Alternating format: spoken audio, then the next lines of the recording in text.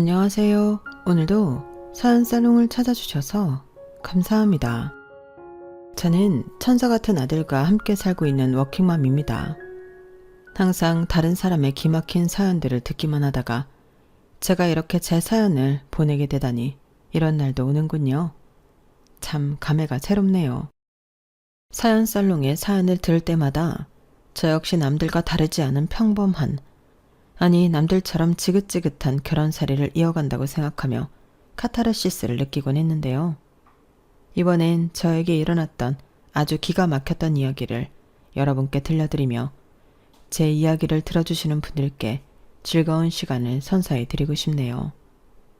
그리고 그 일을 겪은 후 아들과 함께 힘차게 살아가려는 저를 응원해달라는 부탁도 드리고 싶고요. 저는 어렸을 적 미국에서 태어나 거기서 10년 동안 거주하다가 한국으로 돌아온 제 나이치고는 조금 특이한 유년 시절을 겪으며 자랐어요. 금융 관련 회사에 다니시던 아빠의 직장 때문이었죠. 한국으로 다시 돌아올 때는 이사직에 올라가게 되면서 저희 아빠는 그 전보다 더 많은 돈을 버실 수 있게 되었어요. 덕분에 엄마와 저희 언니, 저는 부족함 없는 삶을 누릴 수 있었죠. 하지만 너무 열정적으로 일을 하셔서 그랬는지 저희 아빠는 48세라는 젊은 나이에 간암을 얻고 세상을 떠나고 마셨습니다. 아빠와 결혼한 뒤 전업주부로만 살아오셨던 엄마는 아직 고등학생인 언니와 중학생인 절 보며 눈앞이 아득해지셨다고 해요. 당시 엄마는 저희 두 자매의 대학 등록금부터 결혼 자금까지 전부 지원해 주려면 돈을 벌어야겠다는 욕심이 나셨던 모양입니다.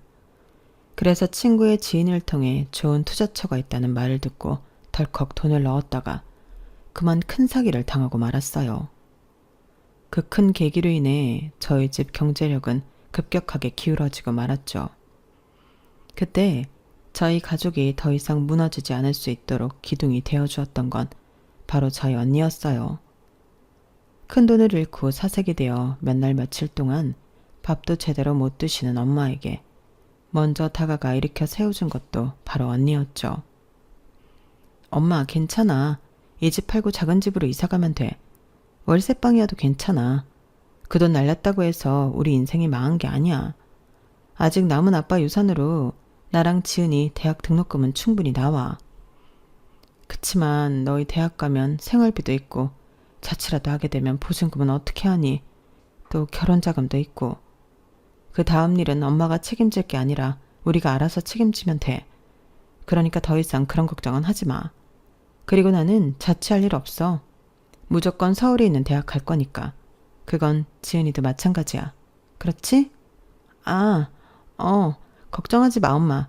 나 이번 중간고사 반에서 1등 했어. 앞으로도 계속 공부해서 꼭 서울에 있는 대학 갈게. 언니의 위로로 엄마는 겨우 기운을 차리고 다시 일어날 수 있었어요. 그리고 두 번 다시는 투자 같은 건 쳐다도 보지 않고 백화점 푸드코트에 있는 케이크점에서 일을 구해 성실하게 일을 하셨죠. 그리고 언니는 우리나라에서 제일 좋다는 대학교에 진학해 6학기를 전액 장학금을 받으며 학교를 다녔어요. 이후엔 곧바로 취업에 성공했고요. 저 역시 그런 언니를 보며 자극을 받고 열심히 공부해 언니만큼은 아니지만 나름 명성 있는 대학교에 진학해 틈틈이 장학금을 받으며 학교를 다녔죠. 당시 저는 대학만 졸업하면 바로 취직을 하고 엄마를 돌봐드리겠다는 나름의 원대한 목표가 있었어요. 가뜩이나 몸이 약한 엄마가 밤마다 팔다리를 주무르고 두드리며 통 잠을 자지 못하시는 걸 몇 번 봤거든요. 언니처럼 저도 경제력이 생기면 엄마가 더 이상 일을 하지 않아도 될 거라고 생각했거든요. 하지만 시간은 저를 기다려주지 않더군요. 어느 날 푸드코트에서 뇌출혈로 쓰러진 엄마는 그 길로 영영 깨어나지 못하게 되셨거든요. 하필 쓰러지시면서 의자에 머리를 부딪히는 바람에 안타깝게 됐습니다. 이런 게 어딨어. 아빠 가신 지 얼마나 됐다고. 엄마까지. 나 아직 대학도 졸업 못했는데. 엄마 일어나. 엄마가 아빠 대신 나 결혼식 때 손잡아준다고 했잖아. 지은아 진정해. 너 그러면 엄마 가시는 길이 더 힘들 거야. 언니는 울부짖는 절 달래주면서도 혼자 모든 장례 절차를 밟고 무사히 엄마 장례식을 치러주었어요. 지금 생각해보면 당시 언니도 고작 25살이었는데 말이죠. 그런 언니가 있었기에 저도 엄마를 보내드린 뒤 빠르게 마음을 다잡을 수 있었던 것 같네요. 저는 졸업식 날 언니를 껴안고 펑펑 울며 겨우 무사히 대학을 마쳤어요. 그리고 취업도 머지않아 성공했죠. 저와 언니는 둘 다 직장인이 되어서도 독립하지 않고 같이 살았는데요. 언니의 직업은 학원, 그것도 강남 8학군 안에 위치한 학원의 영어 강사였기 때문에 집에 있는 시간이 손에 꼽을 만큼 적었어요. 거의 저 혼자 사는 것과 다를 바가 없었죠. 그래서였을까요? 저는 회사를 다니며 연애를 쉬지 않고 했던 것 같아요. 수시로 새로운 남자를 만난 건 아니었지만 헤어지고 나서 곧바로 다음 연애를 하곤 했죠. 그러다가 남편을 만나게 된 거예요. 남편은 첫 만남 때부터 정말 특이한 사람이었죠. 회사 엘리베이터에서 대뜸 같이 식사를 하자고 말을 걸었거든요. 혹시 남자친구 있으세요? 아니요, 왜요? 지금 식사하러 가시는 길이죠? 지하 1층? 네. 구내식당 가는 거면 식사 같이 할까요? 보아하니 혼자 식사하시는 것 같은데. 저도 혼자 먹어야 되는데 제가 혼자 밥 먹는 거 되게 싫어하거든요. 전 영업 B팀 장세진이에요. 신분 확실하죠? 남편은 대시를 하는 건지 밥만 먹자는 건지 애매하게 굴며 식사를 같이 하더니 식사를 마치고 나올 때엔 대뜸 내일은 언제쯤 식사를 할 거냐고 물어보더군요. 그건 왜요? 시간이 딱히 정해져 있지 않아서 모르겠는데요. 번호 달라고 하면 안 줄 거잖아요. 줄 거예요?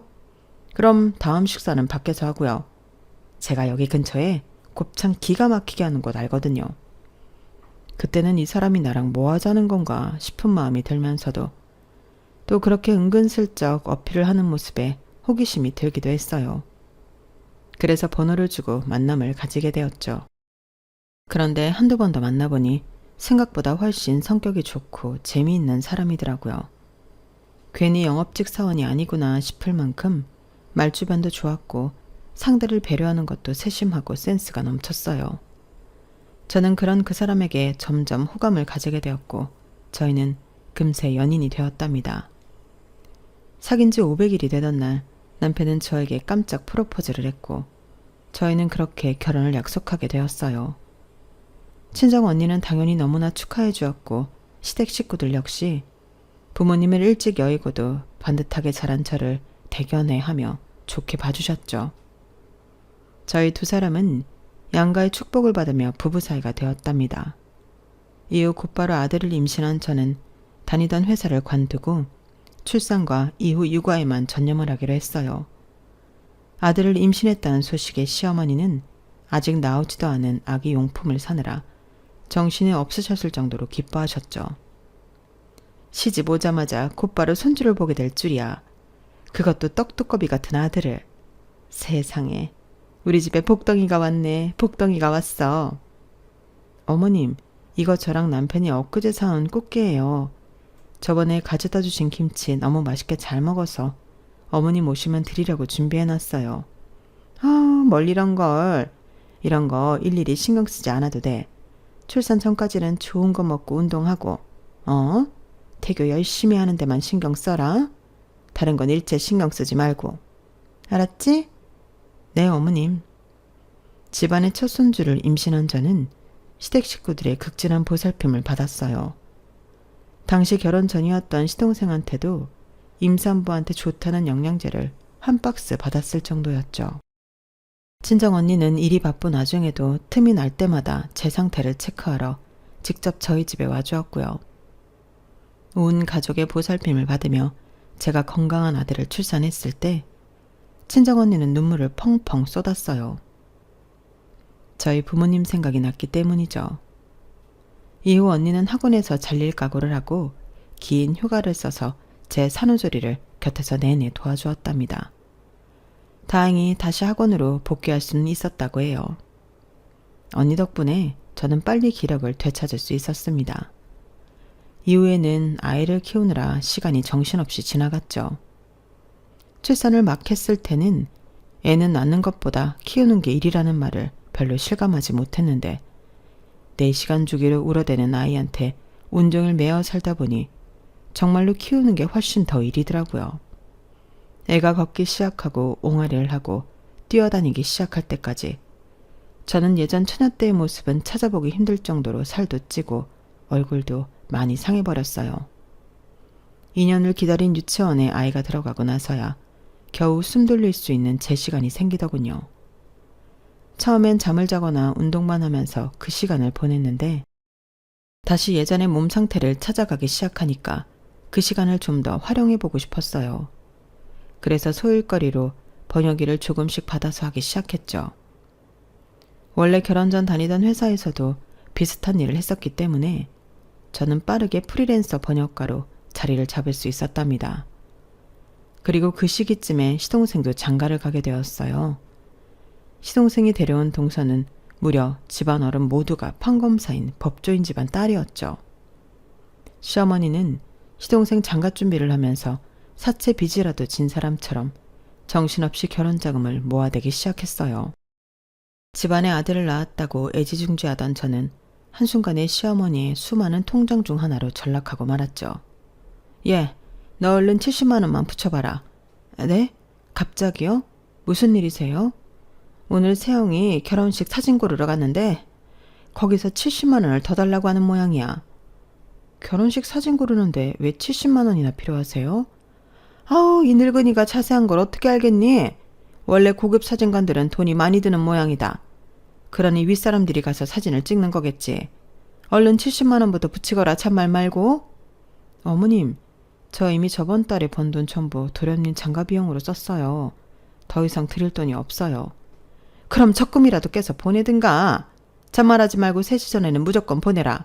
알겠어? 시어머니는 칼만 안 들었지 아주 강도가 따로 없었어요. 덕분에 번역 일을 하며 번 돈을 전부 빼앗기고 말았죠. 남편에게 이 일에 대해 부당함을 토로해봤지만 남편은 시동생이 장가가기까지 반년밖에 안 남았으니 이해해달라는 말만 앵무새처럼 되풀이할 뿐이었고요. 그러면서 말끝마다 나도 당신이 애 낳고 집에서 쉬는 동안 안말 않고 돈 벌어다 줬잖아. 가족끼리 다 그렇게 서로 돕고 사는 거 아니야? 라는 말을 덧붙이곤 했죠. 독박 육아를 한 채가 무슨 집에서 놀고 먹은 것 마냥 이야기하는 남편에게 부하가 치밀었지만 남편의 말 맞다나 반년만 참으면 다 지나가겠거니 하고 꾹 참았네요. 시동생은 그렇게 집안 돈을 다 받아먹으면서 의리의리하게 결혼식을 치렀어요. 그러더니 그 이후엔 자기 가족들은 나 몰라라 하고 처갓댁에만 매여 살았죠. 그리고 그때부터 시어머니가 저를 매주 주말마다 시댁으로 부르기 시작했어요. 처음엔 평생 끼고 살던 시동생이 나가고 나니 마음이 적적해졌나 보다 하고 시어머니를 이해하려고 했는데요. 하지만 시댁에 방문할 때마다 꼭 기분 나쁜 말들을 던지는 시어머니 때문에 저는 점점 시댁에 가기가 싫어졌어요. 하루는 시댁에서 시어머니가 꽃게탕이 먹고 싶다고 사다 놓은 꽃게를 열심히 손질하고 있는데 뒤에서 이런 말을 건네는 겁니다. 예, 그 꽃게 살살 다뤄라. 내가 엄청 비싸게 사온 거야.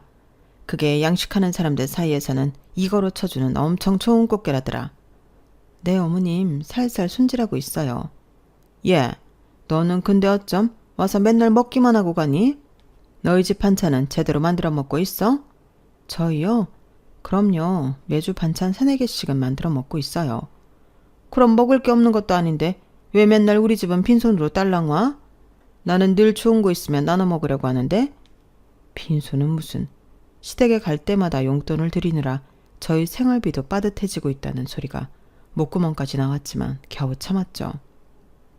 욕하는 성질을 한번 눌러 참고 생각해보니 그래, 차라리 용돈을 줄이고 반찬을 해서 오는 게 더 경제적이겠다는 생각이 들어 그 다음에는 용돈을 반으로 줄이고 반찬을 많이 해다 드렸어요. 봉투가 얇아지자 못마땅한 표정을 짓는 시어머니 얼굴을 애써 무시하면서요. 애 키우면서 살림하는 게 빤하게 보일 텐데 시어머니는 자꾸만 저희 살림을 빼먹으려고 안달이더군요. 제가 싸온 반찬을 몇 번 먹더니 이런 얘기를 또 하시는 거예요. 예, 너는 어쩜 맨날 이런 풀떼기만 싸우니? 고사리는 저번 달에도 가져오지 않았니? 이거원 가족들을 말려 죽일 참인지. 요즘 나물이 얼마나 비싼데요. 그리고 이런 걸 많이 먹어야 건강해진다고. 유명한 사람들은 죄다 채식만 하잖아요. 채식? 그럼 앞으로도 이렇게 풀떼기만 가져오겠다는 거야? 이래가지고 내 손주랑 내 아들이 건강하게 잘 살지 모르겠구나. 에휴, 늙은 시엠이 굶겨 죽이는 것도 아니고 옛날 같았으면 어른상에 고기 하나 없다고 바로 등짝 맞았을 일이다. 그래, 나도 당신이 해준 갈비찜 좀 먹어보자. 신혼 때는 자주 해주더니 요즘은 그거 통 안 해줬잖아. 저는 기분이 나빠서 속으로 화를 삭히고 있는데 눈치 없는 남편은 그 와중에 반찬 타령이나 하고 있더라고요. 가뜩이나 점점 시어머니가 시댁으로 불러들이는 일이 잦아져 주말마다 시댁에 가는 게 당연한 일정인 것처럼 굳어졌는데 이제는 시어머니의 시실코콜한 잔소리까지 들으며 매주 다양한 고기 반찬을 해다 바쳐야 하는 상황이 되어버리고 말았죠. 시어머니는 점점 더 노골적으로 먹고 싶은 음식을 요구했고 저는 늘 그걸 다 맞춰서 가져가야만 했어요. 이대로는 생활비가 다 바닥이 나겠다 싶었던 저는 번영일을 늘려서 할 수밖에 없었고 늘 피곤한 몰골이 될 수밖에 없었는데요. 그러던 중 하루는 청천벽력 같은 소식이 들려왔어요. 남편이 회사에서 정리해고를 당한 겁니다. 이제 고작 40 넘은 남편의 정리해고 소식에 저는 큰 망치로 머리를 맞은 것처럼 머리가 굳어버렸어요. 뭐? 정리해고? 해고? 그럼 회사를 더 못 나간다고? 왜? 무슨 일인데 대체 왜? 지금 시국이 시국이라서 해외 거래처 전부 나가려 됐으니까 그렇지. 해외 거래가 안 되는데 회사가 돈을 어디서 버냐고. 아니 그렇다고 해도 그렇지. 이렇게 일 잘하던 사람을 헌시짝 버리듯이 버려? 그래도 되는 거야? 걱정하지 마. 해고로 처리됐으니까 실업급여는 나온대. 지금 그게 문제가 아니잖아. 해고를 당해도 천하태평한 남편 때문에 저는 우라통이 터지는 것 같았어요. 없던 화병도 생길 정도였죠. 당장 아파트 이자며 공과금, 보험료 등 나갈 돈이 한둘도 아닌데 말인데요. 게다가 애까지 키울 생각을 하니 저는 눈앞이 막막해졌죠. 그동안 시동생 결혼이니 시어머니 반찬이니 뭐니 하면서 제가 일에다 번 돈을 전부 써버렸으니 저축해놓은 돈도 없었거든요. 결국 저는 친정언니한테 돈을 조금 빌릴 수밖에 없었죠. 친정언니는 제가 빌려달라는 돈보다 훨씬 더 많은 돈을 빌려주면서 걱정을 한가득 하더라고요. 요즘 경기가 너무 안 좋아져서 힘든 사람들이 너무 많더라. 제부도 힘든 마음일 텐데 네가 잘 다독여줘. 응 언니 고마워. 다 잘 될 거니까 걱정하지 말고 또 돈 필요하면 언제든지 연락해. 알았지? 응 알았어. 상황 괜찮아지는 대로 이 돈 꼭 갚을게 언니. 그동안 애 키우면서 친정 언니랑은 연락이 뜸해졌었는데 대뜸 돈을 빌려달라는 요청에 이렇게까지 도움을 주니 제 스스로가 더 부끄러웠죠. 친정언니는 한사코 돈 갚지 않아도 된다고 이야기했지만 저는 그날 이후로 잠을 줄여가면서까지 일을 늘려 돈을 벌었어요. 그리고 그런 와중에도 눈치 없이 주말마다 시댁으로 불러대는 시어머니께도 단호하게 이야기했죠. 이제 자주 못 간다고요. 뭐? 이제 안 온다고? 아니 왜? 저희 살림 빠듯해요 어머님. 저 혼자 버는 걸로 애 키우고 저희 세 식구 살림해야 하는데 매주 호화스러운 반찬들 하고 있을 수가 없네요. 그래서 지금 너 먹고 살기 힘들다고 시애미부터 고려장 하듯 내팽개 치겠다는 거야? 어머님 아들이랑 손자 챙기려고 이러는 거예요. 그리고 어머님 혼자 지내시기에 살림도 넉넉하시면서 무슨 그런 소리를 하세요. 지금은 저희가 더 힘들어요. 제가 전과 다르게 단칼에 딱 잘라 거절을 하자 시어머니는 입을 삐죽거리긴 해도 더 이상 군소리하진 않더군요. 하지만 그 다음부터는 본인이 직접 저희 집으로 오기 시작했어요. 결국 저는 네 사람 몫의 살림을 해야만 했죠. 그것만 해도 버거운데 얼마 안 가서 입이 하나 더 늘게 되었어요. 시동생이 이혼을 당하고 다시 집으로 돌아온 거였죠. 으리으리한 부잣집에 갔다 오면서 왜인지 빈털터리로 왔더군요. 나중에 들어보니 지 형동생 아니랄까봐 회사에서 해고를 당하면서 그 빌미로 가차없이 이혼을 당했다고 하는데 왜 해고를 당했는지 자세히는 못 들었네요. 어쨌든 그 잘난 처가댁도 직장도 잃은 채로 대책 없이 집으로 돌아온 시동생은 주말마다 시어머니와 함께 저희 집을 드나들었어요. 두 사람은 집에 돌아갈 때마다 저희 집 냉장고에서 멸치 한 봉지라도 집어갔고요. 결국 저는 5사람분의 살림을 하게 되었고 몸이 나만하지 않을 정도로 일을 할 수밖에 없었답니다. 당시 저는 몇 개월만 그렇게 버티면 남자들이 알아서 제 경제활동을 다시 할 줄 알았어요. 당연히 그럴 줄 알았죠. 하지만 1년이 지나고 2년이 지나도 태평하게 놀고만 있더라고요. 하루 종일 게임만 하면서요. 그 사이 저는 친정언니한테 2번 더 돈을 빌렸고 일을 받는 회사가 늘어난 결과 단가가 센 일들을 받을 수 있게 되었어요. 2년 만에 시간당 받는 돈이 2배 가까이 많아진 저는 시댁 식구들이 맨날 콩나물 무침만 먹는다고 불면소리를 해도 귀를 딱 닫고 허리띠를 졸라맸습니다. 그렇게 아낀 돈으로 친정 언니한테 빌린 돈을 조금이라도 갚을 생각이었어요. 그러던 와중에 친정 언니한테 먼저 전화가 오더군요. 그 내용은 제 예상과는 전혀 다른 내용이었죠. 여기 땡땡병원입니다. 가족분 되시죠? 오늘 오후 12시 40분 권지혜 씨가 사망하셨습니다. 그 다음은 무슨 정신으로 병원까지 달려갔는지 모르겠어요. 저에게 단 하나 남은 가족이었던 친정 언니가 세상을 떠났다니. 길바닥에서 저는 몇 번이나 다리가 풀려 주저앉았다 일어나기를 반복했던 것 같네요. 친정 언니가 살던 집 근처 마트는 굉장히 급한 경사가 진 골목길에 있었는데요. 그날 하필 그 경사진 골목에 세워뒀던 트럭의 브레이크가 풀리고 말았고 퇴근 후 장을 보러 마트에 가던 친정 언니를 그만 덮치고 말았던 거예요. 그렇게 성실하고 착하게 살던 언니가 그렇게 세상을 떠났다는 사실에 저는 몸을 가누지 못할 정도로 마음이 아팠습니다. 언니까지 이렇게 빨리 떠나갈 줄은 꿈에도 몰랐어. 언니는 나한테 남은 유일한 가족이었는데 왜 하필 언니야. 우리 언니가 얼마나 착실하고 성실한데 이런 게 어딨냐고. 여보, 너무 슬퍼하지 마. 당신 말대로 채영은 좋은 사람이었으니까 분명 좋은 곳으로 갔을 거야. 당신이 이렇게까지 슬퍼하면 오히려 채영이 마음 놓고 못 떠나. 채영이 걱정 없이 떠날 수 있도록 당신이 힘을 내야지. 그 전까지는 왼수 같기만 하던 남편도 하나밖에 없는 제 가족을 잃고 슬퍼하자 절 위로해 주더군요. 초등학생이었던 아들조차 고사리 같은 손으로 저를 위로해 주었고요. 일만 하고 살던 친정언니는 장례식도 조촐하게 치러졌는데 오는 사람마다 하나같이 눈물을 펑펑 흘리며 언니가 얼마나 좋은 사람이었는지 추억했어요. 그리고 저를 진심으로 위로해주고 갔죠. 장례식이 끝나고 나서도 저는 며칠 동안 기운이 하나도 없었어요. 밥도 제대로 넘기지 못했고 일도 잠시 멈춰야 했을 정도였죠. 어린 나이부터 차례대로 부모님을 여인 것도 모자라서 고작 3살 차이였던 언니마저 젊은 나이에 떠나보내니 제가 무슨 저주라도 받았나 싶더군요. 그런 생각에 잠도 제대로 잘 수가 없었어요. 제가 하도 기운을 못 차리니 웬일로 시어머니가 죽을 써서 갖다 주시더라고요. 그러더니 정말 오랜만에 저에게 따뜻한 말을 건네주었죠. 간 사람은 안타깝지만 산 사람은 살아야지. 여기 있는 사람들도 다 네 가족이다. 우리야 그렇다 쳐도 적어도 네 피부치를 봐서라도 얼른 기운을 차려야지. 레미가 자꾸 죽는 소리 하면 어린 자식들도 그 영향 분명히 받아. 이거 먹고 얼른 기운 차리거라. 시어머니의 말은 100번 맞는 말이었어요. 저는 시어머니 말대로 아들을 보면서 억지로 정신을 차리기 시작했어요.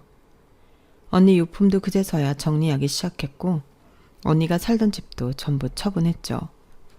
혼자 검소하게 살면서 일만 하던 언니였기에 유산이 상당히 많았어요. 함부로 손대기 어려울 정도로요. 제가 관리하기 어려울 정도였기에 차차 자산관리를 배우면서 손을 대야겠다고 생각하며 일단은 제가 거의 쓰지 않는 계좌에 따로 보관만 해두었죠. 점차 일상을 되찾아가던 그때 시동생이 이사를 간다는 의외의 소식을 듣게 되었어요. 솔직히 저로서는 너무 환영할 일이었죠. 맨날 고맙단 말 한마디 없이 대면대면한 사이면서 빈대만 붙는 시동생이 저는 늘 불편했거든요. 그 몇 년 동안 백수로 지내던 시동생은 돈이 어디서 났는지 신도시에, 그것도 아파트에 집을 구해 들어간다고 하더군요.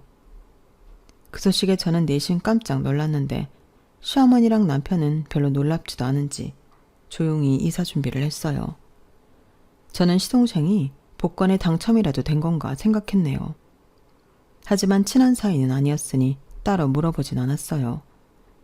그렇게 시동생이 이사 간다는 날이 되었고 오후에 이삿짐 차가 온다고 하니 온 식구가 가서 아침부터 짐 포장을 도와주고 있었어요.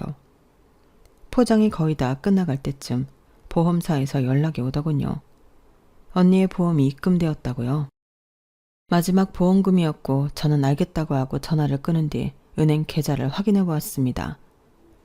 제가 거의 쓰지 않고 언니의 유산과 보험금을 모아만 두는 그 계좌를요. 그런데 금액이 뭔가 이상한 거예요. 무려 3억 원이나 빠져 있더군요. 저에게 그 은행 계좌가 있다는 사실을 아는 사람은 이 세상에 딱 한 명뿐이었는데 말이죠. 여보, 당신 내 계좌에서 돈 빼갔어? 뭐? 무슨 돈? 내가 당신 계좌에서 돈을 왜 빼가? 나 땡땡은행 계좌 말이야. 당신 말고 이 계좌에서 누가 돈을 빼나? 그야 뭐 당신이 기억 못할 수도 있지. 저는 남편이 거짓말할 때마다 짓는 그 특유의 짜증나는 표정을 단박에 알아차렸어요. 그리고 곧바로 날이 선 목소리로 남편을 추궁하기 시작했죠. 미쳤어? 그 돈이 무슨 돈인데 그걸 말도 없이 그것도 3억이나 빼가. 당신이 그런 돈 쓸 데가 어디 있다고. 아니 내가 안 그랬다니까. 당신 아니면 누가 이런 짓을 해. 3억이 어디 동네 똥개 이름도 아니고 그걸 어쨌냐고. 당장 말 안 해? 나는 아니라니까. 남편은 점점 목소리가 기어들어가면서 아니라는 말만 반복했고 저는 속에서 천불이 나는 것 같았어요. 그런데 옆에서 시어머니가 그 불에 기름을 붓는 소리를 하시는 겁니다. 아유, 우리 세영이 이사하는 데 썼다. 얘 아파트 잔금이 부족해서 썼어. 됐니? 어차피 돈은 차고 넘치게 많으면서 그깟 3억 가지고 뭘 그렇게 유난을 떨어? 제정신이세요? 이 돈 저희 언니 목숨값이에요. 뭐 아파트 잔금이 모자랐다고요? 애초에 3억씩이나 모자르면 그 집에 들어가지 말았어야죠. 어떻게 당사자인 저한테 한마디 말도 없이 이런 짓을 저지를 수가 있어요. 넌 더 많이 받았잖니, 네 언니한테. 아휴, 넌 네 가족한테 쓰는 돈도 그렇게 아깝니? 대체 어떻게 된 애가 저밖에 모르니? 그러면서 네 시애미한테는 바락바락 소리나 지르고. 나중에 너 힘들 때 세영이가 어련히 은혜 갚을 것을. 이 나이에 아직도 뱃수면서 무슨 수로 3억을 갚아요? 말이 되는 소리 하세요. 제가 울분을 토하며 화를 내도 시댁 식구들은 계속 저만 매정한 사람 취급하면서 말을 아꼈어요. 본인들도 딱히 할 말이 떨어진 모양이었죠. 그 모습을 보면서 저는 제가 바보 같은 짓을 하고 있다는 걸 깨달았습니다. 어차피 말이 안 통하는 사람들한테 입 아프게 말로만 떠들어 봐야 소용이 없다는 걸 깨닫게 되었어요. 동시에 이런 거지근성으로 똘똘 뭉친 거머리 같은 인간들한테 환멸이 났어요. 제가 왜 그동안 제 몸 갈아가면서 이런 거지 같은 인간들 뒷바라지를 해줬는지 모르겠더라고요. 당신들, 나를, 아니 우리 가족을 개무시하는구나. 그래, 알았어 그럼. 저는 그 자리에서 하던 일을 전부 내팽개치고 집 밖으로 나와버렸어요. 등 뒤에서는 시어머니가 말버릇이 어쩌네 하며 잔소리하는 걸 깡그리 무시하고서요. 그리고 곧바로 집으로 돌아가 도어락 비밀번호도 바꾸고 아예 공동현관 비밀번호도 바꿔버렸습니다. 남편은 사태의 심각성을 모르는지 이삿짐 옮기는 걸 전부 도와주고 늦게서야 들어오려고 하더군요. 몇 번 인터폰이 울리길래 저는 인터폰 전원을 아예 꺼버렸어요. 그러자 공동현관도 못 들어오고 배회하던 남편은 다시 시댁으로 돌아가는 듯 했죠. 저는 다음 날이 밝자마자 아들을 학교에 데려다주고 변호사 사무실을 찾아갔습니다. 밤새 집안 전부를 뒤지고 남편의 노트북, 태블릿 등을 전부 뒤져 꼬투리가 될 만한 증거들을 하나로 안고 갔죠. 변호사는 그 중에서 절반만 증거로 쓸 수 있다고 하더군요. 뭐 상관없었습니다. 저는 쓸 수 있는 소장은 모두 작성한 뒤 그 다음엔 아예 호텔로 들어가 버렸어요. 집에 들어가면 남편이 문 앞에서 기다리고 있을 것 같았거든요. 아니나 다를까 남편에게서 100통이 넘게 문자가 왔는데요. 춥다느니 비밀번호를 알려달라느니 징징 우는 소리부터 시작해서 당장 전화 받아라. 내가 무슨 못할 짓을 했길래 이딴 짓을 하냐는 등 화를 내는 소리까지 별의별 내용이 담긴 문자였어요. 저는 그 문자들을 보면서 소장을 날린 것만으로는 부족하다는 생각이 들었어요. 법으로 한 죗값을 치르는 건 사실상 본인들이 저지른 짓을 주워 담는 것일 뿐이지 진정한 벌은 아닌 것 같았거든요. 그런 생각을 하며 저는 호텔에 며칠 더 묵었고 생각이 정리되었을 때 남편의 전화를 받아주었어요. 남편은 이미 여러 개의 소장을 받고 사색이 된 상태였죠. 당신 이 소장들 뭐야? 대체 가족끼리 왜 그래? 내가 그 돈은 앞으로 일해서 차차 갚을게. 이거 진짜로 진행할 거 아니지? 내가 왜 당신 가족이야? 피 한 방울 안 섞였는데. 이혼 도장만 찍으면 곧바로 남남 아닌가? 일단 만나서 얘기해. 당신 지금 너무 화나서 이러는 거지. 막상 만나서 얼굴 보고 이야기하고 풀면 생각 달라질 거야. 일단 그래 만나나 보자. 내가 내일 점심때쯤에 어님 댁으로 갈 테니 거기서 만나. 저는 할 말만 마치고 그대로 전화를 끊어버렸어요. 약속을 했으니 더 이상 다른 연락은 오지 않더군요. 저는 다음날 점심때쯤 시댁 식구들을 보러 갔어요. 7층까지 굳이 올라가지 않고 현관 앞에서 세 사람을 만났죠. 세 사람은 저를 보자마자 앓는 소리를 하며 어르고 달래기 시작했습니다. 아니 얘 서운한 점 있으면 우리한테 얘기를 하지. 무슨 소장이니 고소니 이런 걸 다 보내고 그래. 가족끼리 대화로 풀면 될 일을. 그래 당신 여기서 이러지 말고 일단 올라가서 얘기하자. 여기까지 왔는데 왜 길바닥에서 보자고 해. 얼른 올라가자. 형수 저 다음 주에 면접 2군데나 잡혔어요. 이제 다시 일하려고요. 저 이제 더 이상 백수 아니에요. 형수한테 빌린 돈 그거 앞으로 일하면서 차차 갚아 나갈게요. 걱정하지 마세요. 그때도 분명히 세영이가 이래서 갚는다고 그랬는데 그 얘기는 못 들은 게야? 분명 갚는다니까. 얘는 무슨 우리가 네 돈 훔치게라도 한 것처럼 그러니. 얼른 오해 풀었으면 그 보낸 것들 전부 취소하거라. 그래 우리가 아무리 빨리 갚는다고 해도 어떻게 당장 3억을 만들어. 급하게 생각하지 말고 그냥 좀 기다려봐. 나도 이제 곧 일 구할 거니까 일 구하면 세영이랑 같이 갚을게. 그 말을 믿으라고? 당신들이 정신없다고 나도 내 정신이 없는 줄 아네. 난 이제 백수 한량인데다가 남의 돈 훔쳐다 쓰는 당신들 같은 인간 말은 안 믿어.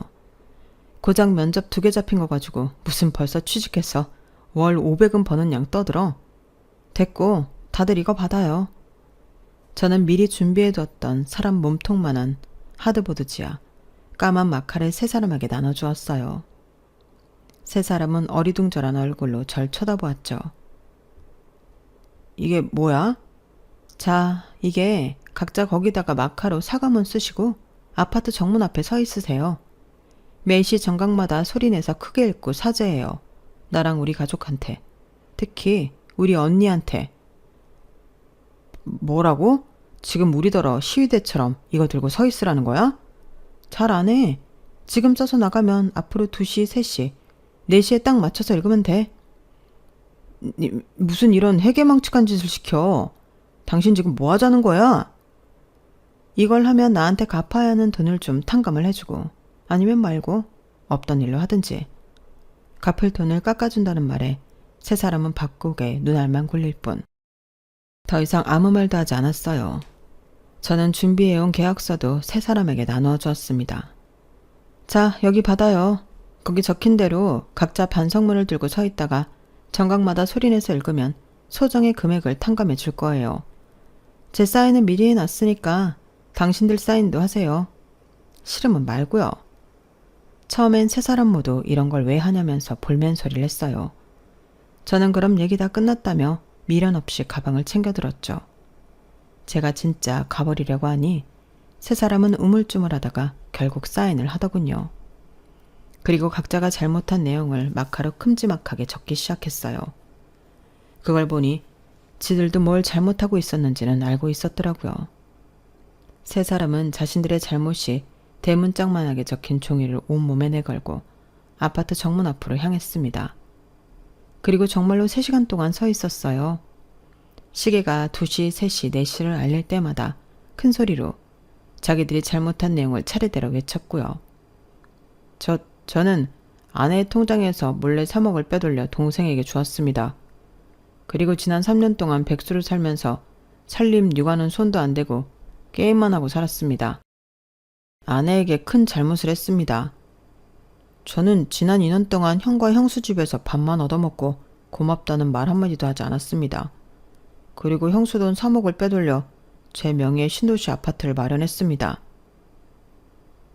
저는 그동안 며느리한테 매주마다 용돈과 반찬, 세대 휴지 같은 살림을 무제한으로 받아왔으며 더 좋은 걸 달라고 요구까지 하였습니다. 그리고 아들 둘을 잘못 키워 며느리한테 빈대짓을 하게 했습니다. 제 잘못입니다. 아파트 정문 앞에는 큰 마트도 있고 초등학교랑 중학교도 있었어요. 게다가 맞은편 아파트의 후문도 마주보고 있었죠. 그러다 보니 수많은 사람들이 오고 가면서 그 3사람을 전부 쳐다보고 구경했답니다. 애들은 낄낄대면서 자기들끼리 쑥덕거리기까지 했고요. 3사람은 얼굴이 홍당무처럼 벌개졌죠. 그러면서도 또 3억 빚은 무서운지 끝까지 버티긴 하더라고요. 그 꼴을 보아하니 그제서야 좀 고소하다는 생각이 들더군요. 약속한 3시간이 지나고 3사람은 후다닥 종이를 벗어 던지고 저에게 왔어요. 자, 네가 시킨 대로 했다. 네, 원. 동네 창피해서. 어쨌든 그럼 이제 빚은 없는 거지? 무슨 소리세요? 제가 빚을 전부 없애준다고 했나요? 소정의 금액만 깎아준다고 했지. 알았어. 얼른 깎아줘. 당신 얼마 깎아줄 거야? 2당 1장씩 빼줄게.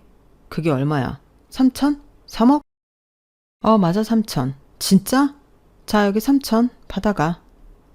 제가 3사람 앞에 1,000원짜리 3장을 곱게 뿌리자 3사람은 즉시 불같이 화를 냈어요. 뭐라고? 3,000원? 지금 장난해? 그런 게 어딨어. 형수, 이거 사기예요. 저희한테 계약서도 써서 줬잖아요. 그래요, 그 계약서. 제가 분명히 소정의 금액을 탕감해준다고 했잖아요. 언제 많은 금액을 탕감해준다고 했어요? 3사람은 눈이 벌게져서 후다닥 계약서를 꺼내 읽어보더군요. 시시각각으로 망연자실한 표정으로 변하는 3사람을 뒤로하고 저는 유유히 미리 불러둔 택시에 올라탔어요. 3사람의 멍청한 얼굴이 망연자실해지는 광경을 구경하고 나니 속이 다 편안해지더라고요. 그날 호텔로 돌아와서 아들과 함께 2다리 쭉 뻗고 얼마나 단잠을 잤는지 몰라요. 저는 그 뒤로 3사람이 아무리 울고불고 매달려도 한치 흔들림 없이 이혼이며 고소 등 법적 문제를 전부 처리해 나갔어요. 시동생 명의의 집은 가압류가 들어가 시동생은 새 집을 얻자마자 홀라당 빼앗기고 말았어요. 남편은 경제사범으로 이름에 빨간 줄이 생겨버렸고 저에게 가져간 돈을 도로 뱉어냈을 뿐만 아니라 이혼 위자료도 탈탈 털어서 줘야만 했습니다. 그리고 앞으로 약 10년 동안 아들의 양육비까지 지불해야 했죠. 게으르고 멍청한 데다 심보까지 고약한 그 3사람은 결국 갖고 있던 집까지 처분하고 단칸방에 셋이 함께 산다고 하더군요. 남편과 시동생은 대리운전을 하면서 돈을 벌고 있고요. 그 인간들의 근황을 별로 알고 싶진 않았지만 전 남편과 전 시어머니가 하도 우는 소리를 해서 억지로 다 알아버렸네요. 시댁 식구들의 시끄러운 소리를 듣고 싶지 않았던 저는 지금은 3사람의 연락처를 모두 차단한 상태예요. 지금은 눈에 넣어도 아프지 않을 아들과 함께 둘이 새로운 삶을 살아가고 있답니다. 언니의 유산과 보험금, 시댁에게서 받은 보상금 및 위자료들을 전부 합치니 저는 18억이라는 엄청난 금액을 보유하게 되었어요. 저는 그 돈을 의미 있게 쓰기 위해 지난 몇 개월 동안 열심히 공부를 했고 지금은 형편이 어려운 학생들을 지원해주는 장학금으로 사용하기 시작했답니다. 아이들을 가르치는 일을 오랫동안 해왔던 언니라면 아마 그 돈이 이렇게 쓰이길 원했을 것 같아서요. 제 이야기는 이렇게 마무리가 되었어요. 모쪼록 듣는 분들께 좋은 감정으로 들렸길 바랍니다. 앞으로는 저희 아들과 함께 몸도 마음도 건강한 삶을 꾸려갈 예정이에요. 저와 저희 아들에게 응원 한마디씩 부탁드릴게요. 감사합니다. 건강하세요. 여러분, 사연 댓글에 응원과 현명한 조언 부탁드려요. 좋아요와 구독은 저에게 큰 힘이 됩니다.